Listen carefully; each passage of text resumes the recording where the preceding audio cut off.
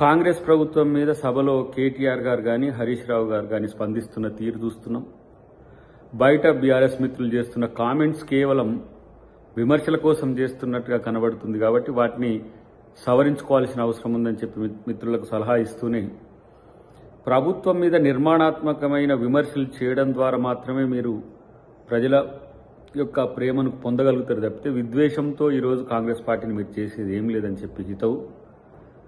అన్నిటికంటే ముఖ్యంగా కాంగ్రెస్ 6 గ్యారంటీల పథకాలను ప్రజల్లోకి వెళ్లడాన్ని జీర్ణించుకోలేకనే 420 హామీలని చెప్పేసి 420 వేషాలు వేసే ప్రయత్నం చేసిండ్రు. నెల రోజుల్లోనే అన్ని పూర్తి కావాలని చెప్తున్న వాళ్ళకు డెఫినెట్గా అన్ని పూర్తి చేసే ప్రభుత్వంగా కాంగ్రెస్ పార్టీ ఉంటుంది. ప్రత్యేకించి ఇలా యువకులు మీ పిల్లలు ఇంటర్మీడియట్ మరియు ఎంసెట్ చదువుతూ సబ్జెక్ట్స్ లో కన్ఫ్యూజ్ అవుతున్నారా? కాన్ఫిడెన్స్ లెవెల్ తక్కువగా ఉందా? రిపీటెడ్ మిస్టేక్స్ చేస్తున్నారా?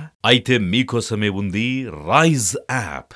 1 lakh question bank, performance analysis, online classes by experts, ఇంకా మరెన్నో ఫీచర్స్ తో మీ ముందుకొచ్చింది Rise the perfect guide. Description లో ఉన్న లింకును ఉపయోగించి సబ్స్క్రైబ్ అవ్వండి. సంబంధించి కానీ నిరుద్యోగులకు సంబంధించి కానీ ఈ నెలలోనే తీపి కబురు ఉంటుంది.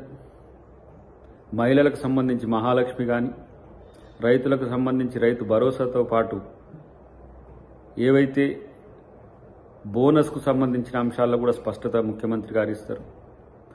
రేవంత్ రెడ్డి గారి పరిపాలన నూతన ప్రజాస్వామిక విలువలతో ఉంటుందని మిత్రులు గమనించాలని చెప్పి వారికి తెలియజేస్తున్నారు. సోషల్ మీడియాలో విష ప్రచారం చేస్తున్నది ఎవరు మాకు తెలియంది ఏం కాదు. ఆర్టీసీకి మహిళలకు ఉచిత ప్రయాణం ఇస్తే ఆటో డ్రైవర్లను రెచ్చగొడుతున్నది ఎవరో, రైతు బంధు విషయంలో రాఘవ కన్స్ట్రక్షన్స్కు వెళ్తున్నాయని చెప్పి ప్రచారం చేస్తున్నది ఎవరో, లేదంటే ఇలా రేవంత్ రెడ్డి గారి సోదరుల మీద అధికారిక కార్యక్రమాల్లో పాల్గొంటున్నారని ట్రోల్ చేసేది ఎవరో తెలియని విషయం ఏం కాదు. మేమేమో ఒకవైపు మాజీ ముఖ్యమంత్రి గారి లేదంటే మీ అధినాయకుడి కేసీఆర్ గారి పట్ల ఒక ప్రజాస్వామిక విలువలతో స్పందిస్తున్న తీరు ప్రజలు హర్షిస్తుంటే, మీరు హాస్యదృష్టితో చేస్తున్న విమర్శల్ని ప్రజలు గమనిస్తున్నారు.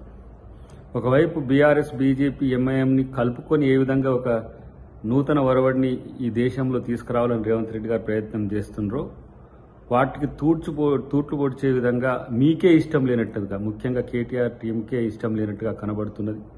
కాబట్టి డెఫినెట్గా ప్రతిదానికి సమాధానం ఉంటుంది. విమర్శల్లో ఈరోజు సహేతుకత లేని విషయాన్ని గమనించినాకనే ఈ సానుభూతి ఒక స్టేట్మెంట్ ఇవ్వాల్సిన పరిస్థితి వచ్చిందని చెప్పి తెలియజేస్తున్న మిత్రులు సమయంతో ఓపికతో ముందుకు పోవాల్సిన అవసరం ఉంది. తెలంగాణ అభివృద్ధిలో మీ వంతు పాత్రను కూడా పెంచే ప్రయత్నం రేవంత్ రెడ్డి గారు చేస్తారు. ఎలాంటి భేషజాలకు పోవద్దని చెప్పి వారికి తెలియజేస్తున్నాం.